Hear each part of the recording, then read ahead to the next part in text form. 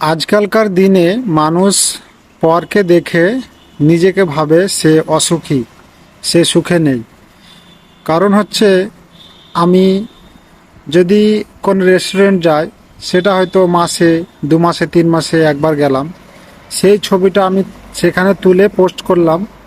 সেটা যদি দেখে আমার ছবিটা যদি সোশ্যাল মিডিয়ায় দেখে, তারপরে যদি অন্যজন ভাবে যে আমি আমার লাইফস্টাইল খুবই সুন্দর, রেস্টুরেন্টে গিয়ে খাচ্ছি, এখানে ঘুরে বেড়াচ্ছি, ওখানে ঘুরে বেড়াচ্ছি, তো সেটা তার ভুল ধারণা।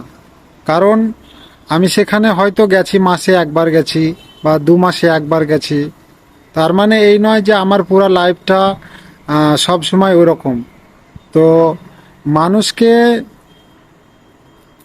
দূর থেকে দেখে যে সে অমুক জায়গায় ছবি ছাড়লো, সে ওই পাহাড়ে ঘুরতে গেছে, এই ঘুরতে গেছে, সেটা ভেবে নিজেকে যে অসুখী মনে করবে যে আমি তো কিছু পাচ্ছি না, এটা কিন্তু ভুল।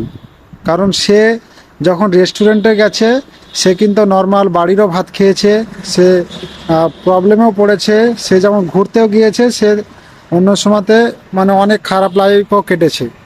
তো তার মানে এই নয় যে মানুষের লাইফ সব সময় ভালো চলবে, কোনো সময় খারাপ, কোনো সময় ভালো, কোনো সময় আনন্দ, কোনো সময় দুঃখ, কষ্ট, এই সবগুলো নিয়েই হচ্ছে আমাদের জীবন।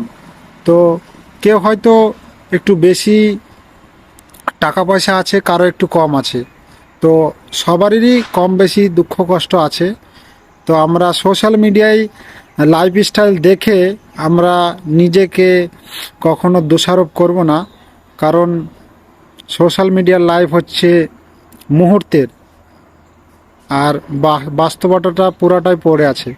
তো সবারই বাস্তবতা আছে, যেটা অতটা রোমাঞ্চক নয়। শুধু সোশ্যাল মিডিয়ায় দেখে নিজেকে অসুখী, খারাপ মনে করা যাবে না।